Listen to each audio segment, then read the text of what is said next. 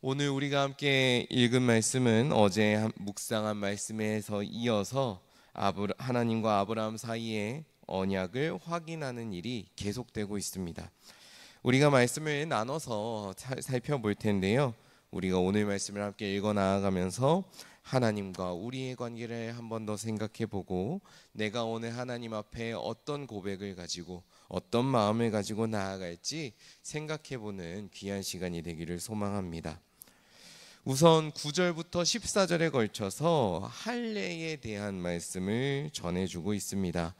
10절과 11절이 중심이라고 할 수 있을 것 같은데요. 10절과 11절을 보겠습니다. 너희 중 남자는 다 할례를 받으라. 이것이 나와 너희와 너희 후손 사이에 지킬 내 언약이니라. 너희는 포피를 베어라. 이것이 나와 너희 사이의 언약의 표징이니라. 아멘. 우리가 누군가와 계약을 맺으면 계약에는 늘 그 증거가 남기 마련입니다. 가장 대표적으로 계약서가 있겠죠. 우리가 어떤 상품을 가입하거나 계약을 하면 계약서가 남습니다. 회사에 취직하는 경우에는 계약서 말고도, 근로계약서 말고도 사원증이라는 우리의 증거를 받게 되지요. 스포츠팀 같은 경우는 구단의 유니폼을 받는다거나 구단에서 제공하는 용품들을 받게 됩니다. 그런 표시들을 통해서 내가 맺은 계약이 눈에 드러나게 되고, 나 또한 그런 눈에 드러나는 것들을 보면서 소속감을 가질 수 있고, 내가 이 계약을 이행해야 되는 사람이구나 하고 어떤 충성을 다지게 되는 것이죠. 하나님께서 아브라함과 그 자손들에게 할례를 말씀하시는 것은 바로 이러한 의미가 담겨 있다 할 수 있겠습니다. 몸에 할례라는 표징을 새김으로써 우리가 하나님과 언약을 맺은 백성이다, 하나님께서 우리를 선택하셨다라는 것을 눈에 드러날 수 있도록 만드는 것이죠. 아브라함은 이 할례의 표징을 볼 때마다 나를 선택하고 불러주셨던, 나와 기꺼이 언약을 맺으셨던 그 하나님의 은혜를 되새겼을 것이고, 하나님께서 말씀해 주신 약속을 되새겼을 것입니다. 그리고 그 시간을 통해서 하나님께 감사를 돌리고, 하나님께 내가 더욱더 충성해야겠다, 최선을 다해야겠다라고 다짐했겠지요.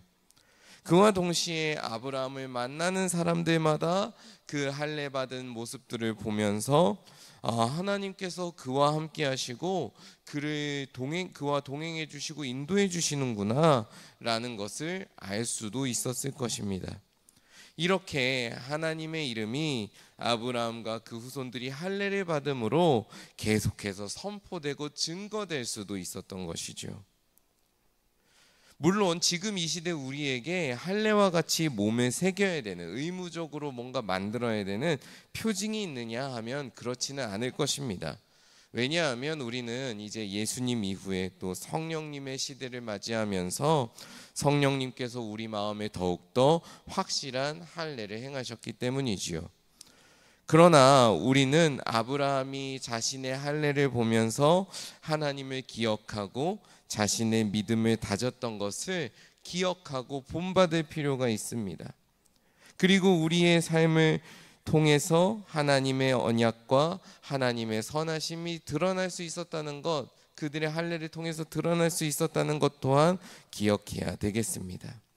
그래서 우리 마음에 있는 그 할례가 우리의 삶으로 드러나서 하나님께서 우리에게 주시는 사랑, 십자가의 은혜들이 이 세상에 드러나고, 또 우리가 늘 그것을 되새기면서 주님을 닮아가야 되는 것이죠. 이 자리에 있는 우리 모두가 그렇게 주님 주신 은혜를 날마다 되새기고 삶으로 살아내고 드러내는 그런 거룩한 성도가 될 수 있기를 간절히 바랍니다. 그 다음 이어지는 15절에서 22절의 말씀을 보면 또 흥미로운 장면이 펼쳐집니다. 하나님께서 아브라함에게 아브라함이라는 새로운 이름을 주시는 것을 우리가 어제 보았는데요. 그와 마찬가지로 사레에게도 사라라는 새로운 이름을 주십니다. 이 또한 아브라함과 같이 거대한 민족들, 여러 왕들을 낳을 그런 민족의 조상으로서 합당한 정체성을 갖추기 위한 하나님의 베푸심이요 일하심이었지요. 그런데 그렇게 사라를 축복하시고 약속을 되새기시는 과정에서 아브라함이 보이는 반응이 또 눈에 띕니다. 17절과 18절의 말씀입니다. 아브라함이 엎드려 웃으며 마음속으로 이르되 100세 된 사람이 어찌 자식을 낳을까? 사라는 90세니 어찌 출산하리요? 하고 아브라함이 이에 하나님께 아뢰되 이스마엘이나 하나님 앞에 살기를 원하나이다. 어디선가 많이 봤던 모습이 되풀이되고 있습니다. 아브라함은 이번에도 하나님의 약속을 들었지만 그 약속을 있는 그대로 받아들이지 못하고 흔들리고 의심하고 미리 체념하고 판단하는 일을 하고 있습니다. 자신의 마음대로 하나님의 뜻을 재단하고 판단했다가 가족이 서로 분열하고 다투고 하나님의 평화에서 멀어지는 일을 경험했지요. 그럼에도 불구하고 그는 이번에도 뭘 하고 있습니까? 하나님의 약속을 순전한 마음으로 받아들이지 못하고 있습니다. 자신들의 상황을 보고 자신들의 어떤 가능성을 먼저 견주어 보고 하나님의 역사를 먼저 재단하는 그런 우를 계속해서 범하고 있는 것이지요. 그러니까 우리가 어린아이의 마음처럼 하나님을 바라보고 그 다음에 이제 어른의 심성, 어른의 그 머리로 그것을 노력해 나가야 되는데 아브라함은 반대로 어른의 마음으로 하나님을 먼저 다 판단을 하고 그 다음에 어린아이처럼 그 가능성을 다 먼저 잘라버리는 일을 하고 있는 겁니다. 아브라함의 이러한 모습은 하나님께서 선택하신 사람이 지금 이 자리에 있는 우리와 별반 다를 바 없는 참으로 연약하고 평범한 사람이었구나 하는 것을 보여줍니다. 아브라함을 두고 우리가 믿음의 조상이라고 부릅니다. 그죠? 우리가 아브라함에게서부터 시작된 하나님의 그 역사를 이어받고 있는 사람들이다 이야기를 하죠. 그런데 그 믿음의 조상이라는 아브라함의 믿음도 우리처럼 상황에 따라 이리저리 흔들리고 때로는 쓰러지기도 하는 촛불처럼 연약한 믿음이었다는 겁니다. 하나님의 복으로 선택받은 사람이었음에도 불구하고 아브라함은 하나님께 온전히 맡겨드리기보다는 우리처럼 먼저 판단하고 먼저 재단하고 자기 보기에 옳은 대로 나아가기도 하는 우리와 같은 성정을 가진 지극히 평범한 사람이었다는 것이지요. 이처럼 정말 늘 신실하지 못하고 흔들리는 인간을 기꺼이 선택해 주시는 것, 그것이 우리가 창세기를 통해서 창세기부터 마주하게 되는 하나님의 사랑이고 하나님의 마음이고 하나님의 은혜라는 것입니다. 19절부터 이어지는 말씀을 보면 하나님께서는 아브라함의 이러한 의심과 조소에도 불구하고 분노하지 않으십니다. 오히려 재차 하나님의 약속을 말씀해 주시죠. 이처럼 하나님께서는 우리에게 계속해서 당신의 말씀과 뜻을 들려주시고 그 말씀을 신뢰하라고 가르쳐 주십니다. 우리는 이 기도의 자리에서 바로 이러한 하나님의 말씀과 그분의 뜻을 두고 기도할 수 있어야 됩니다. 믿음의 의심과 흔들림이 찾아온다면 자신의 웃음과 의심을 정직하게 이야기했던 고백했던 아브라함처럼 나의 연약한 믿음을 있는 그대로 하나님께 아뢰 수 있기를 바랍니다. 그리고 나에게 주님을 더욱더 의지하고 주님을 따를 수 있는 신실한 믿음을 달라고 간구하십시오. 하나님께서 아브라함을 붙드시고 이끌어 주시고 가르쳐 주셨던 것처럼 우리의 기도를 들으시고 우리의 연약함을 붙들어 주시고 우리를 다시 세워 주실 것입니다. 마지막으로 오늘 본문 23절에서 27절의 말씀을 보면 아브라함이 다시 하나님의 말씀에 순종하는 것을 볼 수 있습니다.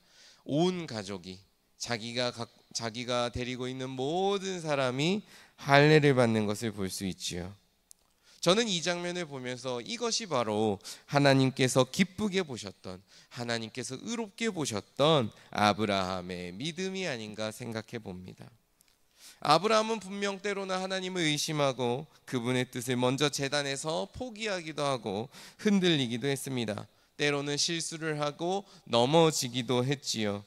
그러나 그런 아브라함을 긍휼히 여기시는 하나님을 다시 만나게 되었을 때 아브라함은 늘 하나님의 말씀을 듣고 그분의 말씀 앞으로 돌아와서 순종했습니다.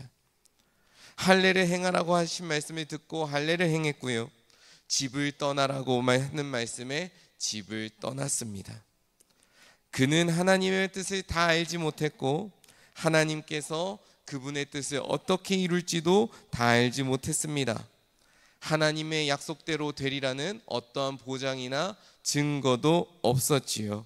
그러나 아브라함은 하나님께서 요구하시는 일들을 늘 감당했습니다.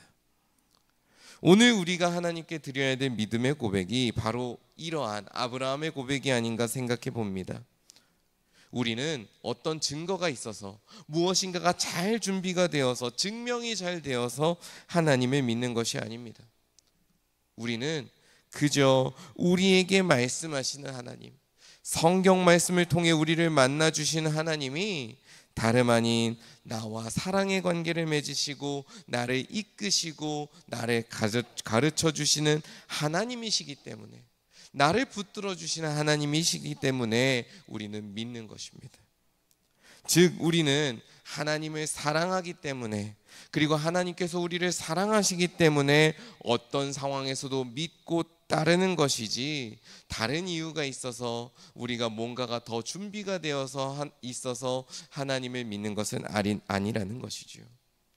마치 친애하는 친구라서 그의 말을 믿고 그와 함께하는 것과 마찬가지라는 겁니다. 하나님께서는 바로 그러한 사랑의 고백, 사랑에서 비롯된 믿음을 기뻐하십니다. 그리고 사랑과 함께하는 믿음만이 어떤 상황에서도 꺾이지 않고 하나님과 동행할 수 있는 방법입니다. 그러니 오늘 더욱더 하나님을 사랑합시다. 그리고 사랑함으로 하나님의 말씀을 신뢰합시다. 오늘 하루도 이 자리에 있는 우리 모두가 말씀을 따라서 아브라함처럼 믿음으로 살아가는 귀한 인생을 살아갈 수 있기를 바랍니다. 그렇게 오늘 하루를 살아가면서 또 복된 주일을 준비해 나아가는 보온교회 모든 귀한 성도 여러분 되시길 주님의 이름으로 축원합니다. 함께 기도하겠습니다. 하나님 아버지, 연약한 우리를 붙들어 주시고 또 우리를 다시 한번 가르쳐 주시고 우리의 믿음을 세워주시니 감사합니다. 우리 마음속에 새겨주신 할례를 돌아보며 주님께서 주신 은혜를 우리의 삶으로 드러내고 또 우리의 삶으로 되새기는 성도의 삶을 살게 하여 주시옵소서. 그리하여서 어떤 상황에서나 하나님이 주신 은혜를 돌아보며 하나님께 감사하며 살아가게 하여 주옵소서. 하나님, 우리는 늘 흔들리며 살아갑니다. 하지만 그 흔들림을 주님께 맡겨드립니다. 우리를 붙들어 주시고 우리가 늘 주님을 바라보고 주님과 함께 동행할 수 있도록 이끌어 주시옵소서. 하나님, 오늘 우리가 하나님을 더 사랑할 수 있기를 원합니다. 우리의 마음이 하나님을 향하게 하여 주시고 주 말씀을 통하여서 하나님의 사랑을 맛보고 그 사랑에 감격하여 다시 우리의 작은 사랑을 하나님께 내어드리고 고백하는 귀한 하루를 살게 하여 주옵소서. 그렇게 주일을 준비하면서 더욱더 하나님을 따라가고 주님을 닮아가는 복된 인생 되게 하여 주옵소서. 오늘 하루의 시종을 주님께 맡겨드리며 모든 말씀 예수님의 이름으로 기도드립니다. 아멘.